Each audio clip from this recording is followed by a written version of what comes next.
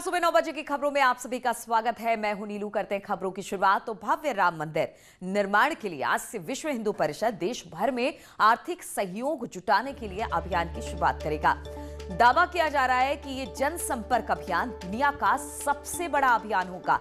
VHP राष्ट्रपति रामनाथ कोविंद और प्रधानमंत्री नरेंद्र मोदी से चंदा लेकर इस अभियान की शुरुआत करेगी। इसके अलावा सभी शहरों में चंदा जुटाने की शुरुआत वहां के प्रथम नागरिक यानी मेयर से होगी। चंदे के लिए 5 लाख से ज्यादा गांव में 12 करोड़ हिंदू परिवारों के 55 करोड़ सदस्यों को इससे जोड़ा जाएगा। पूरे देश में 10 लाख लोगों की टोली चंदा जुटाने के काम में है। हर टोली में 5-5 लोग शामिल होंगे। चंदे में मिली राशि हर रोज बैंक में जमा होगी। एसबीआई, पीएनबी और बैंक ऑफ बड़ौदा के खाते में ये रुपए जमा किए जाएंगे। चंदे के लिए 10 रुपए से लेकर 1000 रुपए तक के कूपन होंगे। अयोध्या में संतों में इसको लेकर गजब का उत्साह देखने को मिल रहा है। मथुरा में श्री कृष्ण जन्मभूमि पर संतों के बीच से चंदे की शुरुआत होगी। वहीं वाराणसी में काशी विश्वनाथ मंदिर में जय घोष के साथ अभियान की शुरुआत होगी।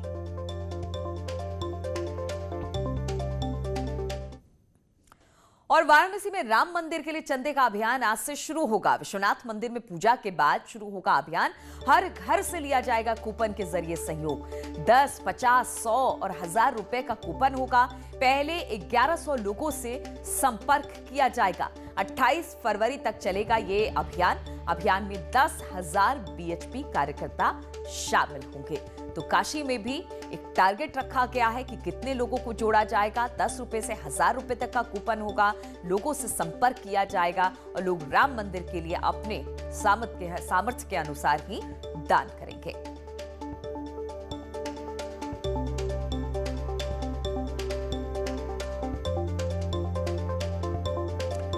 तो 28 फरवरी तक ये अभियान चलेगा और लोगों को जोड़ने की कोशिश, और लोग भी चाहते हैं कि राम मंदिर में उनका सहयोग हो। रायबरेली की बात की जाए तो राम मंदिर निधि समर्पण अभियान और रायबरेली में ही चंपत राय को चेक सौंपेंगे पूर्व एमएलए सुरेंद्र सिंह। बताया जा रहा है कि जो ये चेक है उसकी राशि 1,11,11,1111 रुपए है। 1.11 करोड़ रुपए का ये चेक आज एमएलए साहब सौंपने वाले हैं।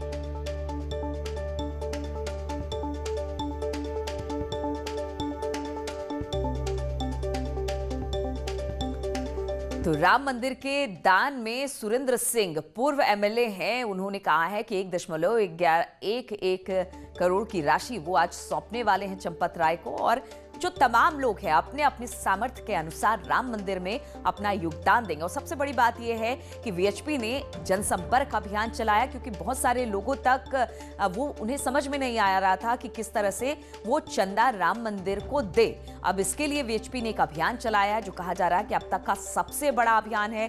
10 लाख लोगों की टोली इसमें चंदा जुटाएगी और हर टोली में 5-5 लोग होंगे। बाकायदा हर रोज जो पैसा कलेक्ट किया जाएगा वो बैंक खातों में जाएगा। तो इसको लेकर जबरदस्त उत्साह देखने को मिल रहा है हर जगह पर।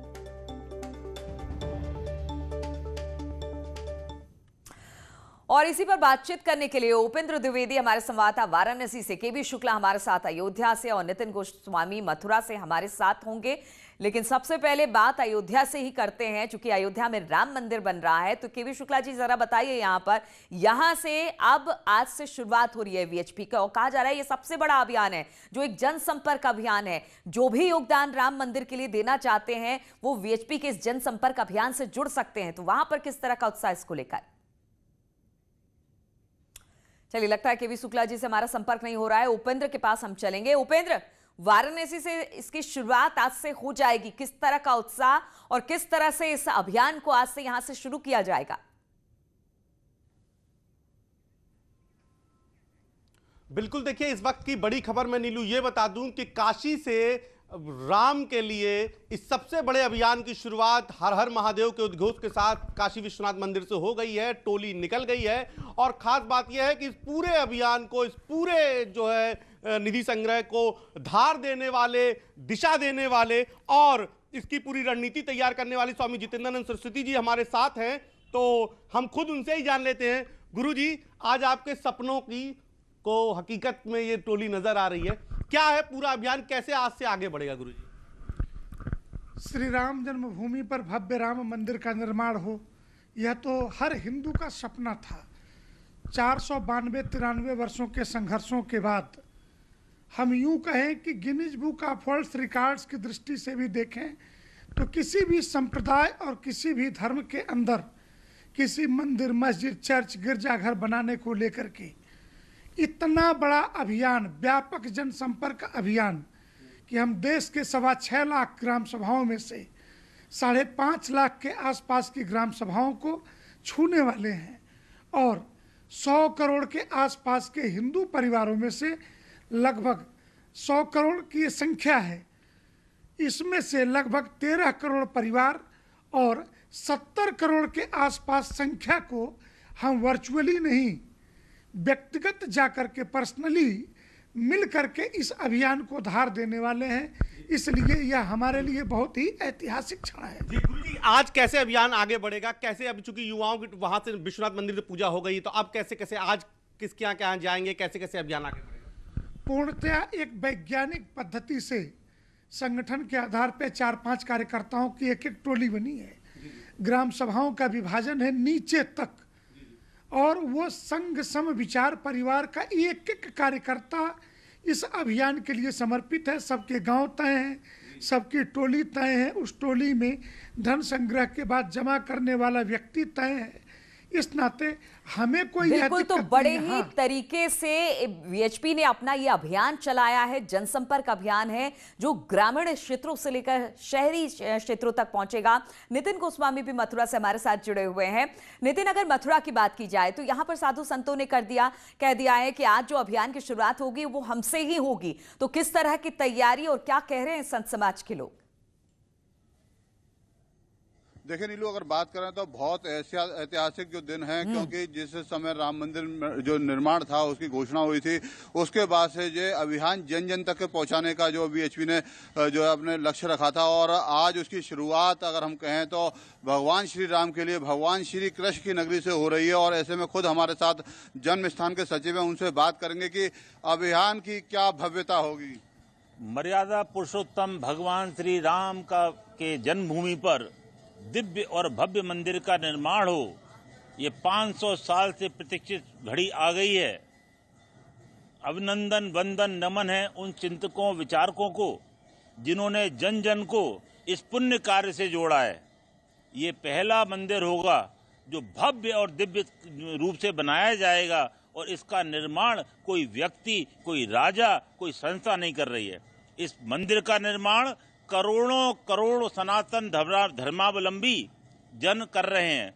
मर्यादा पुरुषोत्तम भगवान श्री राम के जन्मभूमि पर दिव्य मंदिर का निर्माण हो, इसके लिए अनंत लीला पुरुषोत्तम भगवान श्री कृष्ण की जन्मभूमि पर एक प्रकल्प शुरू किया है, अभियान शुरू किया है। बिल्कुल नितिन, तो कहा जा सकता है कि जिस तरह से राम मंदिर के भव्य कह सकते हैं मंदिर के निर्माण के बारे में जब सोचा गया था तो यही कहा गया था कि कोई एक व्यक्ति से नहीं बनाएगा, हर जन मिलकर इस मंदिर का निर्माण करेगा। और आज जनसंपर्क अभियान की शुरुआत वीएचपी की तरफ से हुई है। अमित भी गाजियाबाद से हमारे साथ जुड़े हुए हैं। अमित, वहां पर किस तरह से वीएचपी के इस जनसंपर्क अभियान को लेकर उत्साह और किस तरह से राम मंदिर के सपने को साकार करने की ओर आगे बढ़ते लोग?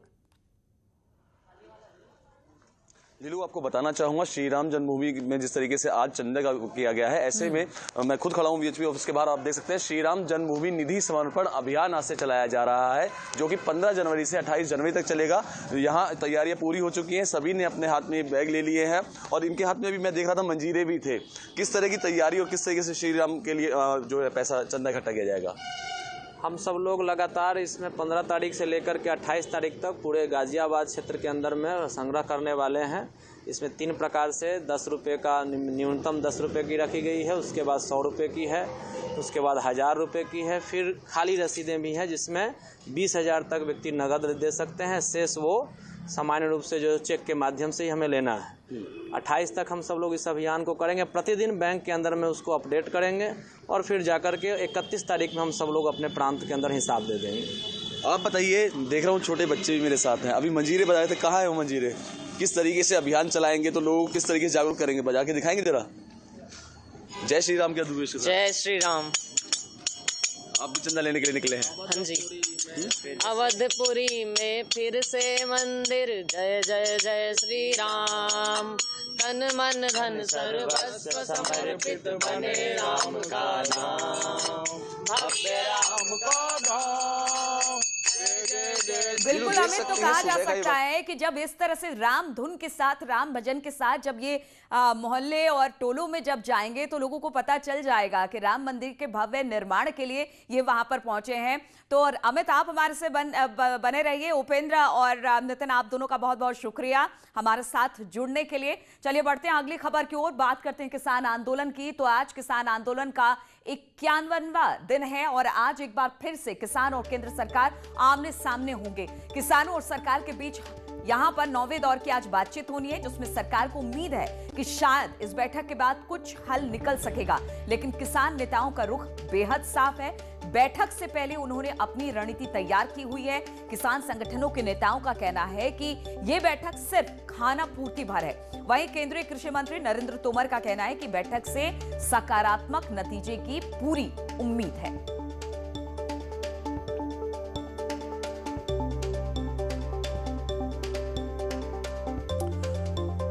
और हमारे साथ मेरे दो सहयोगी जुड़ गए हैं। अमित हमारे साथ पहले से हैं और प्रीति इस वक्त हमारे साथ जुड़ गई है।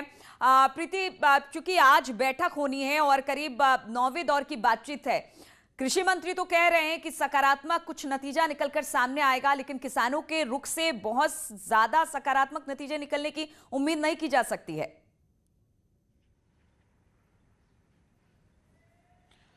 बिल्कुल नीलू, आप बिल्कुल सही कह रही हैं कि जिस तरीके से आज 9वें दौर की बैठक है किसानों और सरकार के बीच में, लेकिन अभी तक कोई हल नहीं निकला है। आज का दिन और भी ज़्यादा अहम हो जाता है क्योंकि आज 12 बजे से बैठक शुरू होगी, लेकिन जैसे जैसे 26 जनवरी नज़दीक आ रही है वैसे वैसे सभी लोगों की जो परेशानी है वो बढ़ती जा रही है। क्योंकि किसानों ने साफ कर दिया है कि 26 जनवरी को हम ट्रैक्टर मार्च निकालेंगे, यानी कि ट्रैक्टरों के माध्यम से हम परेड निकालेंगे, जिसको लेकर सरकार उनको, जो किसान है, उनको समझाने की कोशिश कर रही है। क्योंकि अगर ये ट्रैक्टर मार्च निकलता है तो कहीं ना कहीं लॉ एंड ऑर्डर जरूर बिगड़ेगा। और इसी वजह से जो वार्ताएं हैं वो वार्ताएं की जा रही हैं किसानों के साथ कि कोई हल निकले, लेकिन हल निकलता हुआ नजर नहीं आ रहा है। हालांकि सुप्रीम कोर्ट ने भी कहा था कि वो 4 लोगों की उन्होंने कमेटी बनाई थी सुप्रीम कोर्ट ने, और कहा था कि इस कमेटी के माध्यम से किसानों और सरकार के बीच हल निकालने की कोशिश की जाएगी, लेकिन ऐसा नजर नहीं आ रहा है। क्योंकि किसानों का जो रवैया है वो बिल्कुल अपने रवैये पे अड़ गए हैं। उन्होंने साफ कर दिया है कि अगर बिल वापसी नहीं तो घर वापसी नहीं। बिल्कुल, बिल वापसी नहीं तो घर वापसी नहीं। और तो प्रीति, अगर आज की बात की जाए तो क्या किसान, जिस तरह से कोर्ट ने कमेटी बनाई है, उसी को लेकर अभी बातचीत होगी कि हमें कमेटी से हल नहीं चाहिए, हमें डायरेक्ट सरकार से ही इस मामले पर हल चाहिए?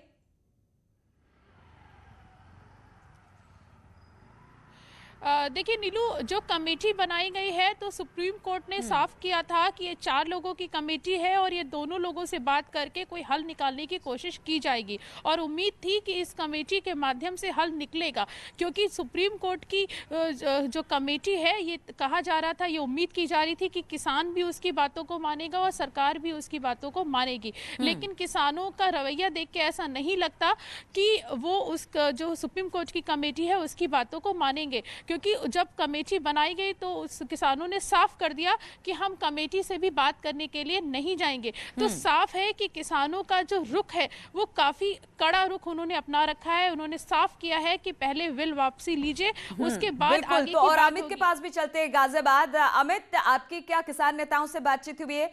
क्योंकि किसानों ने, हालांकि हमने सुना टिकैत साहब को, उन्होंने पहले ही कह दिया कि बिल वापसी नहीं तो घर वापसी नहीं। अब आज की जो बैठक होनी है, क्या हम उसको माने कि जो सुप्रीम कोर्ट ने कमेटी बनाई उसी पर बातचीत होगी? क्योंकि वो सरकार से बातचीत करना चाहते हैं, कमेटी से बातचीत नहीं करना चाहते हैं। तो आज भी कोई सकारात्मक हल निकलने की उम्मीद बहुत कम ही जताई जा रही है। नीलू, आपको बताना चाहूंगा 50 दिन के करीब हो चुके हैं किसान आंदोलन को, जहां वो दिल्ली गाजीपुर बॉर्डर पर बैठे हुए हैं। वहीं कई दौर की वार्ताएं भी हुई, लेकिन सभी वार्ताएं विफल रही। सुप्रीम कोर्ट ने इसमें हस्तक्षेप किया, जिसमें कमेटी भी बनाएगी, लेकिन उस कमेटी में जो 4 नाम दिए गए थे, उन 4 नाम पे जो किसान नेता है उन्होंने असहमति जताई अपनी। वहीं दूसरी ओर कल जिस तरीके से बीएस मान है, उन्होंने भी कमेटी से इस्तीफा दे दिया। ऐसे में आज भी एक अहम दिन कहा जा रहा है, क्योंकि आज एक दौर की वार्ता फिर होनी है। लेकिन उससे पहले ही राकेश टिकैत का ये बयान है कि उनका साफ तौर पर कहना यही है कि आज भी कोई हल निकलने वाला नहीं है। ये तो उनको तारीख पे तारीख मिली जा रही है। ऐसे में उनका साफ तौर पर कहना यही है कि 26 जनवरी की जो परेड है उसको लेके वो अपनी तैयारी कर रहे हैं। बिल्कुल अमित, तो 26 जनवरी की तैयारी किसानों ने कर रखी है। आज 9वें दौर की बातचीत है, अब देखना होगा क्या कुछ निकलकर सामने आता है। बहुत बहुत शुक्रिया आप दोनों का हमारे साथ जुड़ने के लिए। रुकेंगे छोटे से ब्रेक के लिए, बहुत जल्द लौटते हैं। और ब्रेक के बाद गायत्री प्रजापति से जुड़ा हुआ एक बड़ा अपडेट आपको देते हैं। गायत्री प्रजापति पर ईडी ने अब शिकंजा कस दिया है। गायत्री पर दर्ज हो सकता है एक और केस। गायत्री पर 30 दिसंबर को हुई थी छापेमारी। बताया जा रहा है 100 से ज्यादा संपत्तियों के यहां पर कागजात मिले हैं। गायत्री पर दर्ज है मनी लॉन्ड्रिंग का पूरा मामला और अब ईडी का शिकंजा कसा है एक और केस गायत्री प्रजापति के खिलाफ।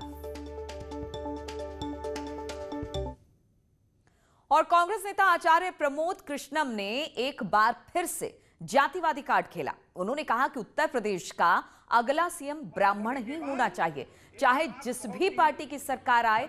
उन्होंने कहा कि उत्तर प्रदेश में ब्राह्मणों का सम्मान कम हुआ है।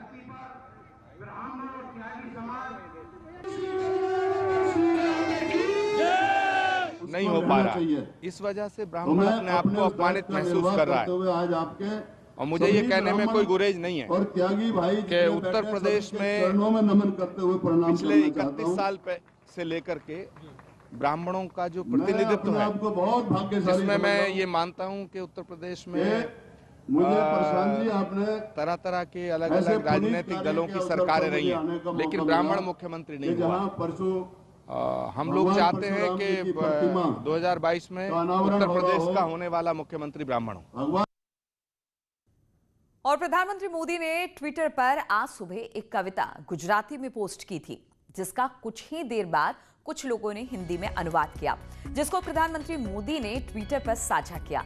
उन्होंने लिखा कि आज सुबह मैंने गुजराती में एक कविता साझा की थी। कुछ साथियों ने इसका हिंदी में अनुवाद कर मुझे भेजा है, उसे भी मैं आपके साथ साझा कर रहा हूं।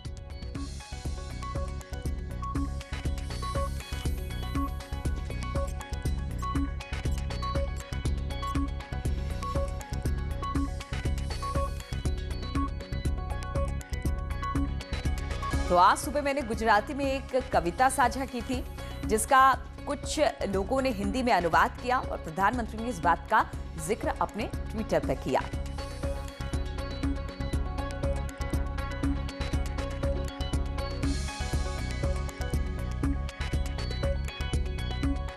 ये वो कविता है जो आज प्रधानमंत्री ने ट्विटर पर गुजराती में पोस्ट किया था। फिर कुछ लोगों ने, जो उनके प्रशंसक हैं, इसका उन्होंने हिंदी में अनुवाद करके भेजा।